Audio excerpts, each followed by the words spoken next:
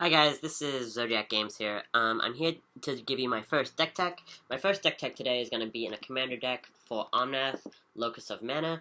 After this video, I'm going to give you a look into my online tapped out page for OMNATH, this deck tech specifically. Right now I'm just going to show you the cards that you should be running, and in the video, in the segment after this showing, I'm going to explain to you why you should be running the cards. Alright, so firstly, let's just talk about lands. We have 3 specific lands that all OMNATH players need to be running. We need to be running Reliquary Tower, Nykthos, and Rogue's Passage, along with 36 to 37 basic forests. Don't go off the fact that all mine are unglued. I just, this is I would consider this deck my baby, because I've been playing this deck for over 4 years. There have been a lot of changes. But yeah. Alright, now going into enchantments, because my build for OMNATH is going to be very enchantment and artifact heavy. I'll go into that again later on in this video.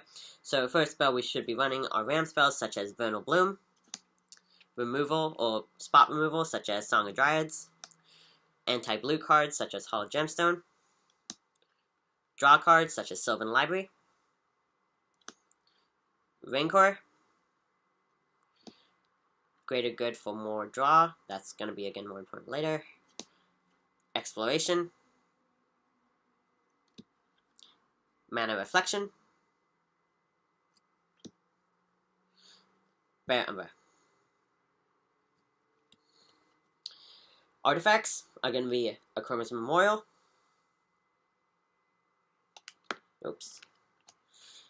Doubling Cube, Cage Sun, Planar Portal, Greaves, Soul Ring, Soul of War and Peace. Let's get that better focus. Swift Boots, Gauntlet of Power. Excuse the Italian version. This card is impossible to find. Senses, Gilded Lotus, Ring of Three Wishes, Extra Planar Lens, Sword and Feast and Famine, Pithing Needle.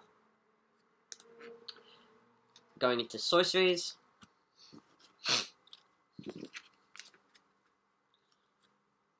Triumph of the Hordes, Cultivate, Godama's Reach, Genesis Wave, Tooth and Nail, Natural Order, Green Sun Zenith, Harrow, Worldly Tutor, Curse and Grip, Crop Rotation, Regrowth, personal favorite right here, Rampant Growth, Beast Within. Alright, finally onto creatures.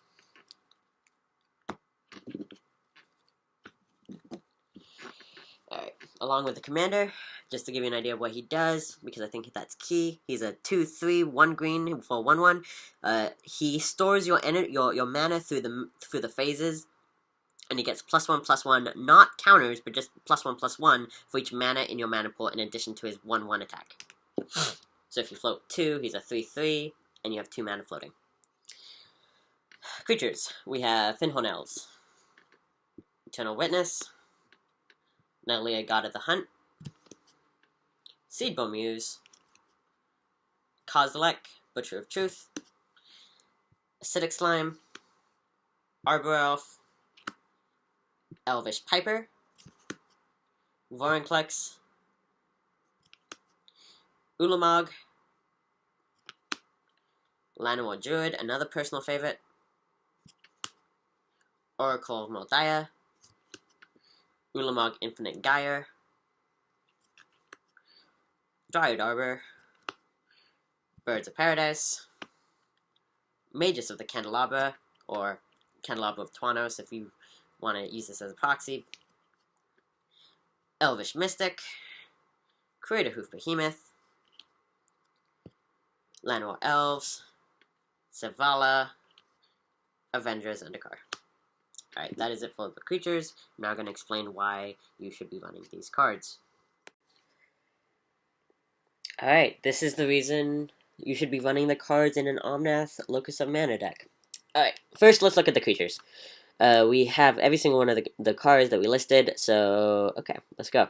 Alright, Acidic Slime. Acidic Slime, this is great removal for artifacts, enchantments, lands. Straight up, this card is amazing.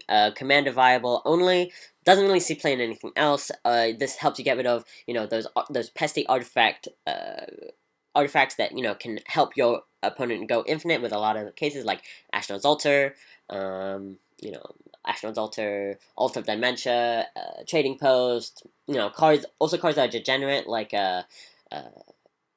Mind Grind, no, not Mind Grind, I forget the name of the card, Mindslaver, this destroys that. Lands, of course, if you can target things like, I don't know, Valakut, if you want to call it commander-worthy. You can also target,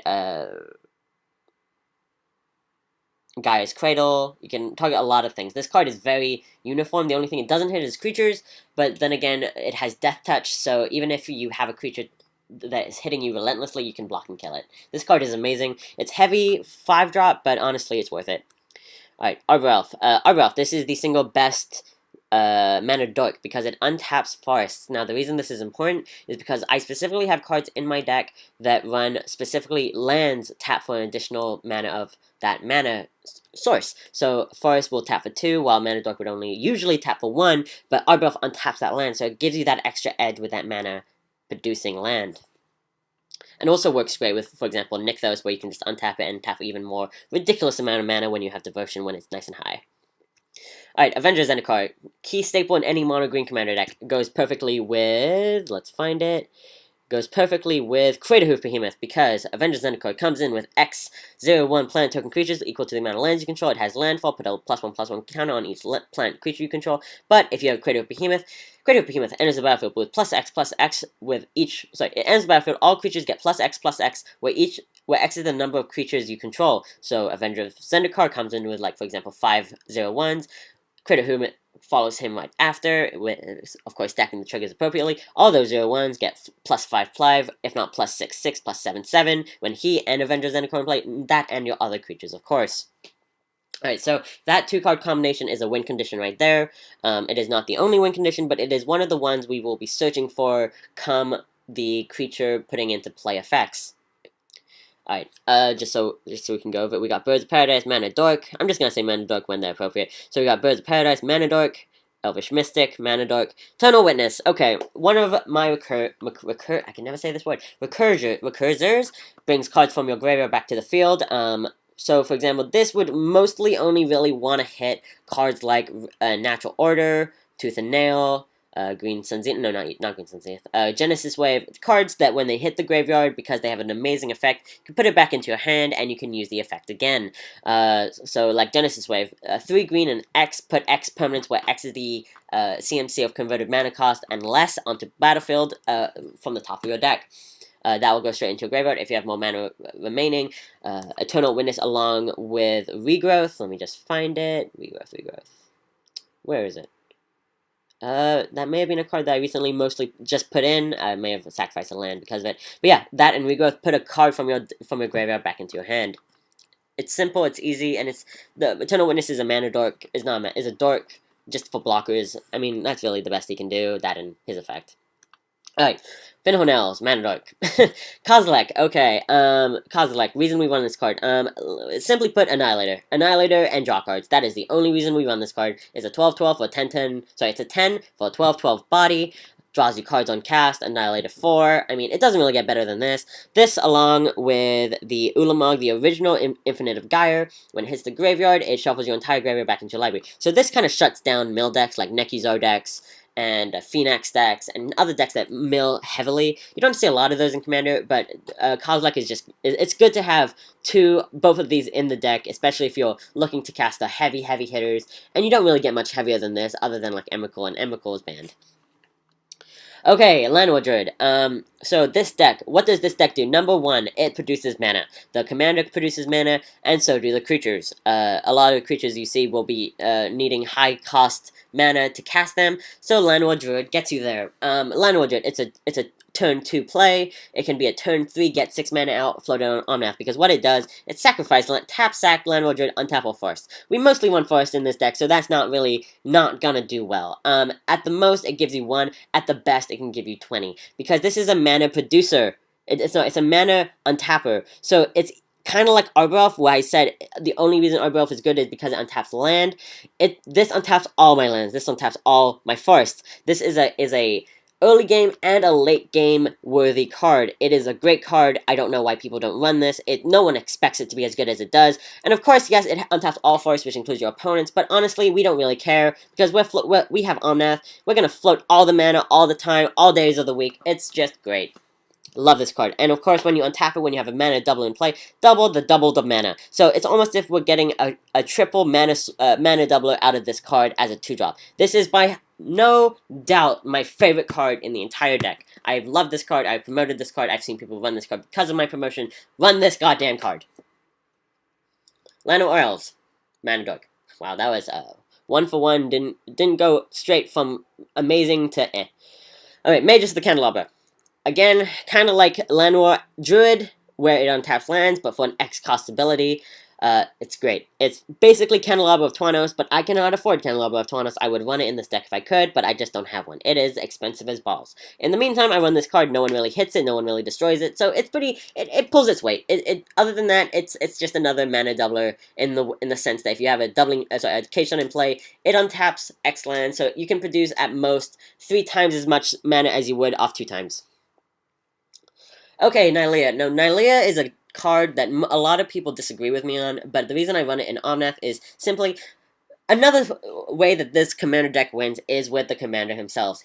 Omnath gets ridiculously huge. He gets ridiculously huge with the +1/+1 power and toughness that the mana gives him due to his ability. So let's just have a look at that. Omnath gets +1/+1 for each green mana in your mana pool. So as we can tell, Trample is of course a necessity. Trample, we swing in with Commander. The best I can do is turn 4, I hit you for 5. Turn 6, I hit you for 9. Turn 7, I hit you for 15. Now at that point, that's Commander damage lethal. Commander damage being 21 damage to the Commander player themselves, of what the Commander can deal directly from combat damage. So yes, this card is ridiculous. Okay, Regal Behemoth. Sorry, quick thing. I did replace this with Vorinclex. Vorinclex is a 7-drop where lands you produce cost are doubled, and lands that your opponents use when they tap them, they do not untap until the next untap phase. It's ridiculous for you, and it's crazy good against your opponents. And it's a 7/5 trample too. Sakura Tribuilder. Good ramp fetch card, and you can also ghost block and use this effect at the same time. Generally great card. Not a key personal favorite, but it's a key staple in all mono green decks. Okay, Seedbomuse. The single strongest non-Eldrazi Praetor card in the deck. Hands down. Untap all your permanents during your player's untap step. Okay, so let's see how this can help us. It can help us untap lands. Okay, Commander holds on to lands throughout the phases. So untap your lands, tap them again with your commander on board. They last throughout the next turn. So you get double mana come your next turn. How else can this help us? It can help us with blockers. Easy peasy. You have blockers to spare. You go in for attack the turn before. That tap with this card in play. They untap. You can now block again. Other ways it can help us. Planar Portal. Planar Portal. I know I have it. Just wait. Where is it? Artifacts. Oh, artifacts. Here we go. Planar Portal. 6 mana artifact for 6 tap. Search your library for any card. Okay, it's heavy in terms of how much it costs for mana-wise, but again, we're running Omnath. We don't care. We have so much mana, it is ridiculous in this deck. The only way we could have more mana is if we went infinite. I choose not to go infinite because I think people who go infinite are scrubs. Knowing that, I do run a couple infinite combos in Goblins, in my Cranker Goblins deck, but then again, that's Goblins. There we go. So yeah. Untap Planar Portal. Thing with Seedbomuse, it's untap all permanents. So this hits Planar Portal. This is so much better than Prophet Crucifix, which is banned, might I add, because Prophet Crucifix only untaps lands and creatures. This untaps all things, including artifacts. Artifacts are a key part of this deck. It helps us find the things that we need to win, such as Tooth and Nail, Natural Order, Genesis Wave, and I can continue with the creatures. Okay, Taiju Preserver. This is just a card against Annihilator and Sacrifice. I always want to make sure I have cards in my deck that counteract the other cards. So, for example, if someone wants to take control of my turn with Mindslaver and they were to steal an Ulamog from me, I want to make sure that all my permanents don't get destroyed. So, I do run Taiju Preserver. I am thinking about taking this out and running something like, I don't know, something, maybe another Mana Dork or something better. But that is my reason to run it. This is a personal choice of mine. You can run it, you don't have to run it, it's your choice. Okay, Savala. This is doubling cube on a stick. 1 green, add X mana of any combination to your mana pool where X is the greatest among creatures you control for 3, 2/3 power and toughness, and also whenever a creature is controlled enters the battlefield with the highest power on the field, draw a card.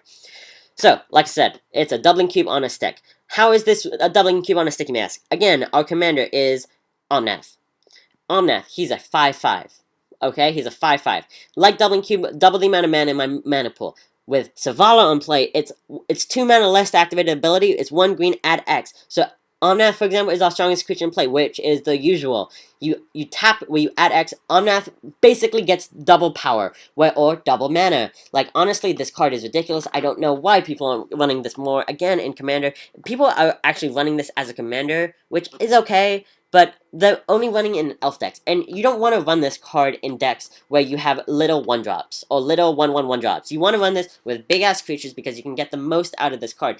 It does also draw you a card, and it does also potentially draw your opponent a card, which is not great, honestly, but for a 3-drop, which does doubling cube's ability, 100% worth it. Okay, Ulamog Ceaseless Hunger. Not one of the original Eldrazi, but still the newest and most important spot removal one I know of. And of course, it's a win condition in terms of exiling or milling your opponent to death, which I don't really get that out that much, honestly, but the exile 2 permanents is probably my favorite part of this card. Okay, Ulamog. Kind of like the original Kozilek. I personally prefer the original Kozilek versus the original Ulamog, but this does destroy target permanent, kind of like the Ulamog Ceaseless Hunger, so in that regard, the Ulamog Ceaseless Hunger is better, because it hits 2 versus 1. This does have Annihilator 4, however, and it does have the Graveyard Shuffle back into Library ability. Okay, and finally, Voyaging Satyr. Arbor Elf, but for 1 more. That's it. Arbor Elf, but for 1 more. It's bad, I know that, but it in this deck where I have so many mana doublers, it works. It works well. Okay, lands. So we have Dryad Arbor. So this card, again, I have mixed reviews on why I run this card, but I run this card for one reason and one reason only. Turn 1, Green Sun Zenith. Turn 1, Green Sun Zenith. How can that work? Green Sun Zenith, you have to tap for X. Well, Green Sun Zenith taps for 0 on turn 1. What's a 0-cost creature in my deck that I can put into play for free? You guessed it. Dryad Arbor. Dryad Arbor. It's a land that can tap. It's a creature that can tap for land. That is it. That is the only reason I run this card. You can argue that it's a good blocker, but honestly, I run it for ramp. Otherwise, it's a fun, silly card. Okay, forests. I run 36.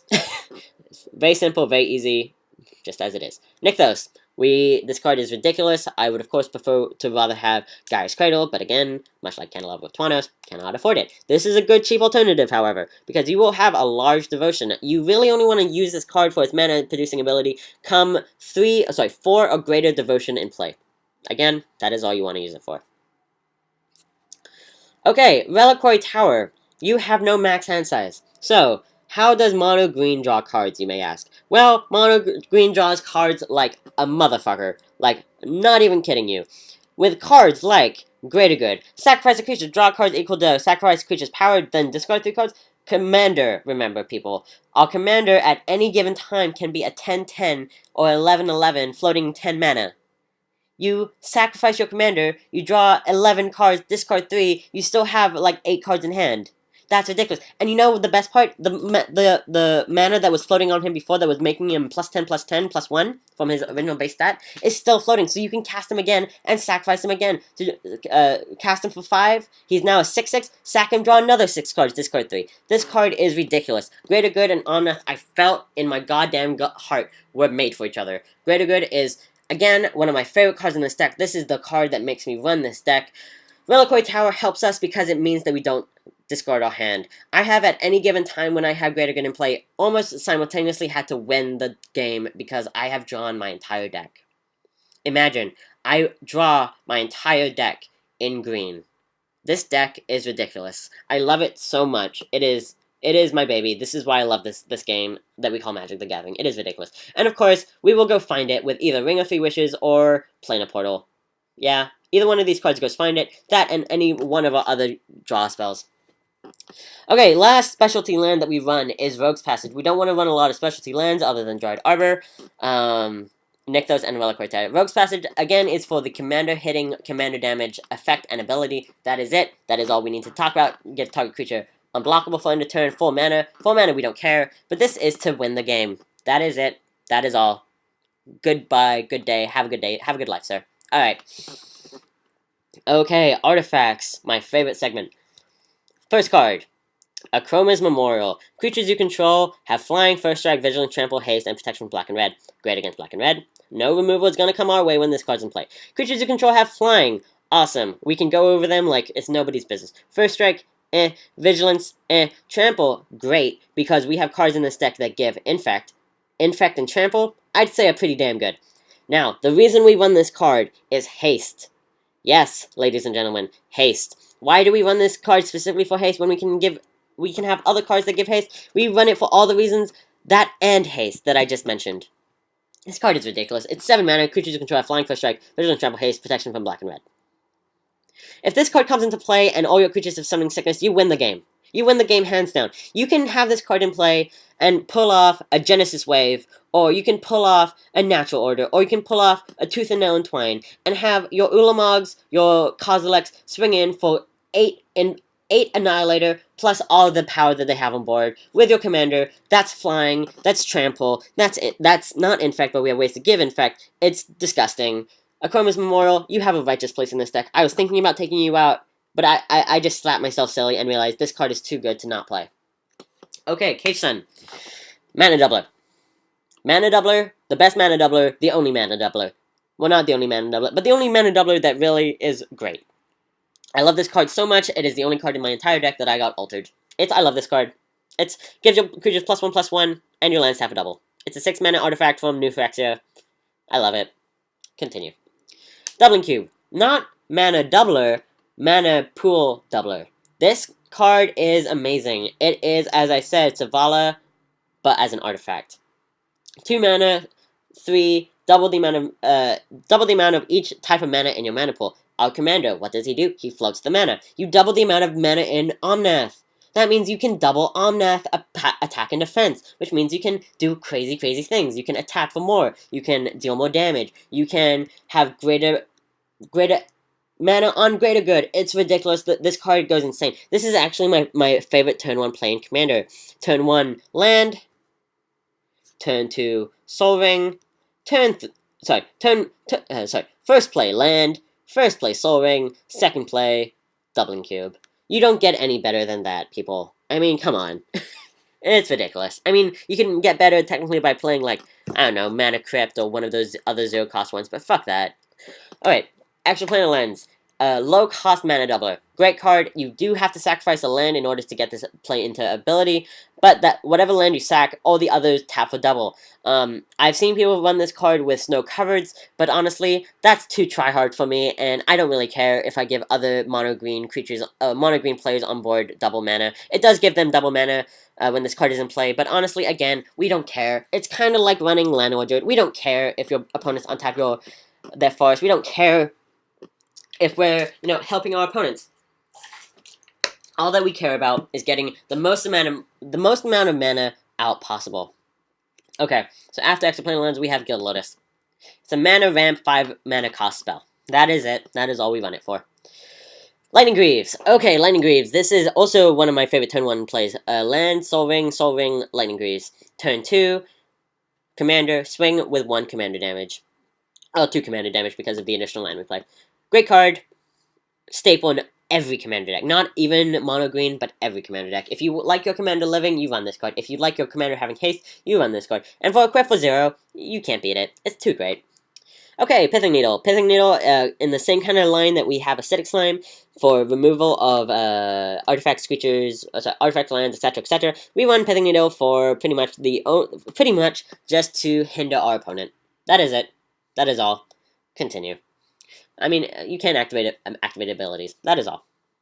Planar Portal, we already covered why this card is great. Ring of Three Wishes is a lesser good version of Planar Portal, but at the same time kind of being better because it costs less. So it does do good. You can only use it 3 times, but within those 3 times, if you use it at the 3rd time and you're not already winning, you're bad at Magic, and by then we're already winning. So yeah, I don't know why there's 2 Ring of Three Wishes. So let's remove that. That's a plunder. Let's add another forest. Okay, ladies and gentlemen, we are now running 37 forests. Okay. We have Sensei's Divining Top.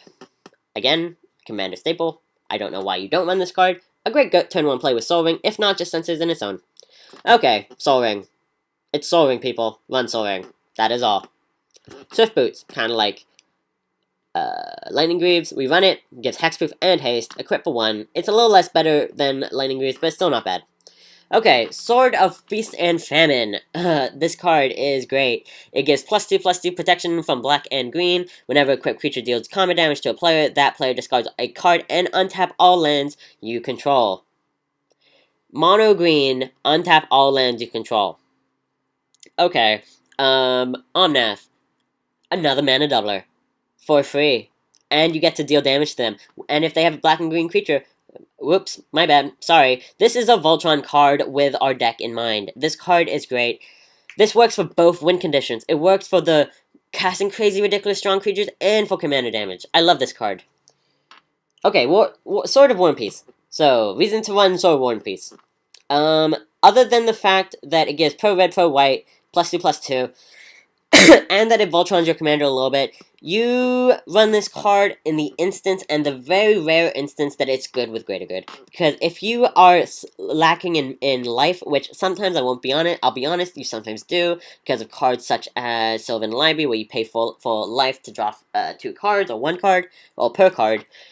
Yeah, life is sometimes important, and this card definitely helps with that. Okay, Cultivate. Search your library for 2 lands, put 1 into your hand, 1 into play. That is all. Genesis Wave. We already discussed why this card is good. I'm gonna say it anyway. Run this goddamn card. Green Sun Zenith. 1 green, X. Put X creature into play from your deck, X and less. Then Genesis Wave shuffles back into your library. My favorite play to do with this card alongside the Dryad Arbor turn 1 is actually to play this card for, like, I don't know, X is 4 or whatever, and then go find it with Planar Portal, then replay it the same turn. It's funny, it's fun, I like this card. It's, again, a great mono green commander card. Kodama's Reach, the exact same as Cultivate. Put 1 into play, 1 into hand. Natural Order, okay. Natural Order.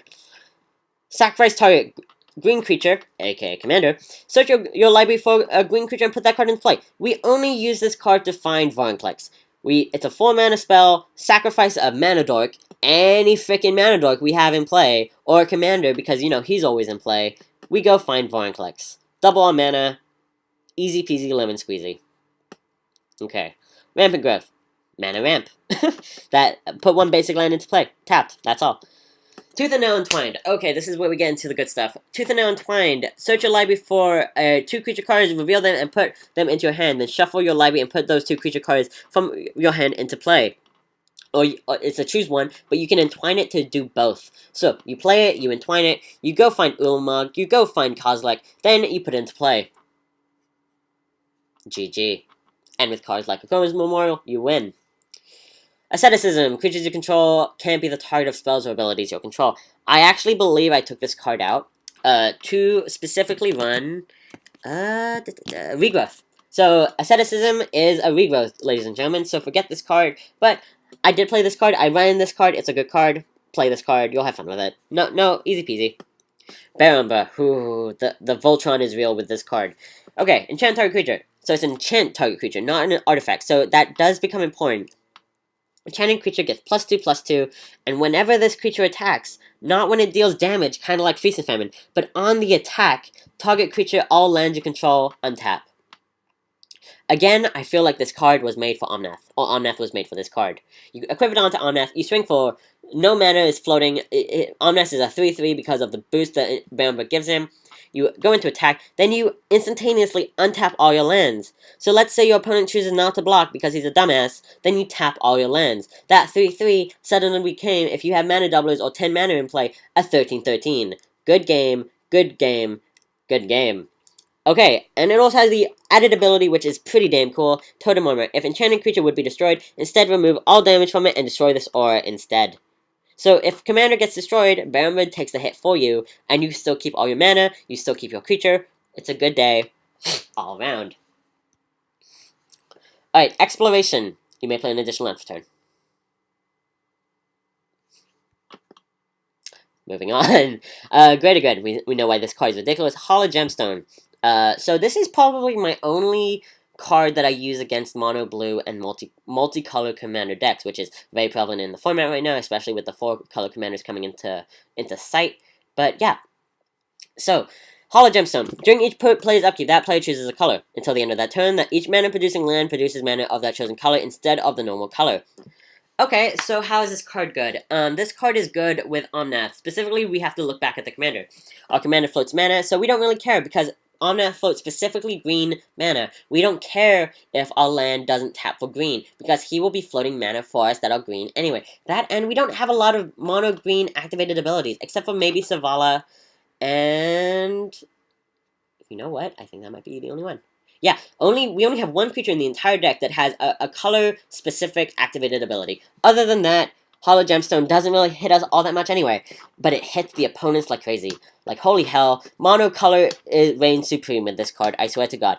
Multicolor commanders, they can only tap for one color. That means, goodbye, multicolor commanders that can't be played. Goodbye, multicolor cards in the deck that can't be played. That, and if it's, for example, our turn, we're going to choose green every single time, without a doubt. They have to choose between what color they want to choose, which could fuck up their plans a little bit, slow them down. It just makes us go faster, and it's a 3-mana enchantment.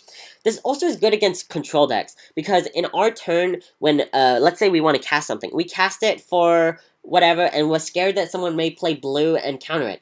In this deck, when it's our turn, all lands tap for that specific color. So if we choose green, all lands on the field are going to be tapping for green, not blue. That means your opponent cannot play their blue-blue counterspell. That's right, this shuts down blue decks. This card is amazing. I love this card. Run this card. It's only $5. Run it. Okay, Mana Reflection. The single best mana doubler in the entire game. Hands down, doubles all mana sources, not just lands, but mana sources. So that means that doubling cube, when it taps for 3, it taps for 6. That Birds of Paradise, when it taps for 1, it taps for 2. That, Savala, same thing. When it taps for 3, it taps for 2. And it's a mana doubler for 6. That easy, that simple, we love it. Okay, Rancor. Again, great card. No reason really not to run it. It gives target +2/+0 and trample. And when it hits the graveyard from the battlefield, so if your creature dies, Rancor goes back to hand. And for 1 green one green mana, we don't really have a reason not to run this card. Yeah, that's pretty much it. Run this card, it's great, we love it, it's God. Okay, Song of Dryads. Enchant 3 mana, 1 green, 1 green, 2 colorless, enchant permanent. Enchanted permanent is a colorless forest land. That's right. Our enchanted permanent becomes a colorless forest land. That means whatever is on the field that we don't like, we turn it into a forest. You know, one of the things that helps us too, we can turn our own thing into a forest if we are mana deprived, which hardly ever happens in this deck, but when it does, we don't care. We play this card, we get a permanent that is not a land on our field and turn it into a forest. We are now mana ramping ourselves. Or we can have spot removal. They're cascading, spot removaling, artifacting, hating, loving, whatever card they have on their side of the field is gone. And it's a forest. And it's not destroyed, so they can't recur it, it's just a forest. Yeah, we vamped them out a little bit, but again, we don't care. Survival of the Fittest. I have a love-hate relationship with this card. I love it for its ability, I hate it for its cost. I do not believe it is worth $45. So this card, I don't actually run in my deck, because I haven't got it yet. I am planning on getting it, because it is an expensive-ass card. But yeah, it's a 2-mana enchantment, pay 1 green, and discard a creature card, search your library for a creature card, put that card into your hand, and then shuffle your library. Yeah, it's simple, it's not bad at all, I just don't like this card, for a lot of reasons, honestly. It's a good effect, but, yeah. Yeah, that's basically it. Sylvan Library. Okay, this card, basically brainstorms for free, kind of, in a way, where you look at the top 3 cards of your library, put 2 of them back in any order, and then you can pay 4 to draw an additional card from the top of your deck. So those 2 cards that you put back, you can pay 2 mana to draw those 2 cards. Yeah, that's basically it. Vernal Bloom. Mana doubler, but for forests only. 4 mana, 1 green, 3 colorless, all forests have an additional green. Easy peasy, lemon squeezy. Beast Within. Destroy target permanent, instant speed. It becomes a 3/3 beast. Kinda in the same way that we run Song of Dryads, but it's just a heavy destroy. Goodbye. Have a good day. Crop Rotation. This card is silly. It's an instant speed, as an additional cost to cast, sacrifice a land, search your library for land, and put that card into play untapped. We use this card primarily to find either Rogue's Passage, regular Quarry Tower, or Nykthos. That is all. Harrow. As an additional cost to cast, sacrifice a land. Again, same kind of thing, but search your library for 2 basics and put them into play untapped. This card is great for mana vamping. It gives you an additional 1 than what you had before, but it comes into play untapped. So you can play this card mana ramp and then potentially play something else. This is a very time-specific card, so you should only really play this card when the time is appropriate. That, or if you just want to ramp that much harder, just run it anywhere. Cursing Grip. Okay, 2 colors for 1 green, instant speed, split second. For those who don't know what split second is, I would say go read up, because I do not want to explain it. Destroy target artifact and enchantment. So, destroy target artifact and enchantment, instant speed. The reason we run this card is because, let's say, for example, someone wants to activate a card like what we own is Ring of 3 Wishes. They pay 5, they tap it. We activate Cursing Grip. We destroy their artifact before the ability goes off. They still pay the 5, but the artifact is destroyed. That is what split second does. It's hard to explain. I'm not very good with the rules in terms of the split second and the stack, so please don't ask me. But yeah, that's why we won the card. There we go. Worldly Tutor. Last card on the list, and probably one of, again, my favorite cards. 1 green, instant speed, search your library for a creature card, put that card into, reveal it, then put that card on top of your library. We play this card at the end of your opponent's turn. We draw that card, and let's say it's an Ulamog. We play Ulamog, and then we win the game. Alright, it's a creature tutor, that's all it is. Okay guys, I hope you guys liked this deck tech of OMNATH Locus of Mana. I will put the description, or the link to this deck tech into my description on this video. If anyone has any questions, please leave a comment underneath, and have a great day. And also, if you liked the way I did this video where I showed you the cards originally, then I described what the cards do and why we run them, please let me know, because I am just testing this out. Alright, have a great day, everyone. Bye.